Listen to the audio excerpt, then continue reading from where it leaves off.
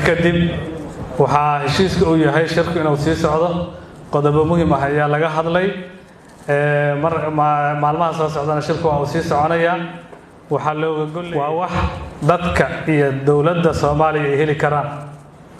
laakiin cid heli karto laga rabo inay horkacdo hadda ka hor aan laga helin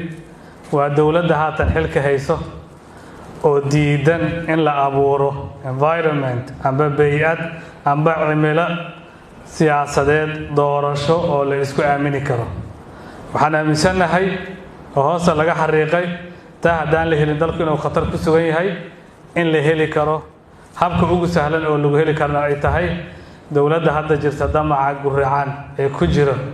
ay ku doonayso doorashooyin aan ka tarjumayn rabitaanka shacabka Soomaaliyeed inay qabato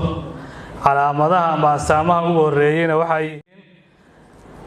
gudiyada dawladdu ay soo xushay iyo doorashooyinkii hore hanaanka ay u qabatay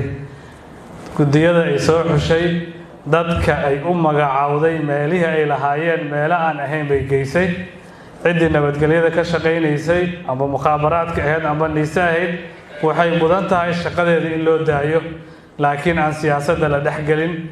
waxa kaliya idin sheegi karna waxa ay tahay waa isu nimid culays jira dartiis baan isku nimid waa arinsanay waa isaafinay waa go'aansanay inaan arrinkan wax ka qabano waa awoodnaa inaan wax ka qabano shirka inta uu socdo markasta briefing ayaan idin siin doonaa haddii Ilaahay yiraahdo tashiya ayaan wadnaa waajibaad ayaan kala qaadanay xaaladuhu ay soconayaan baaqeena waa nabad waa dawladnimo sal adag waa dawladnimo sax ah waa doorashooyin xor ah waa doorashooyin xalaal ah xukunka hadda jira laguma haysto xilligiisi inuu tartamana laguma haysto in doorashooyinka uu qabanqaabiyan laguma haysto qalooca oo galiyay baan rabnaa inaan saxno waa mahadsantihiin qalab wanaagsan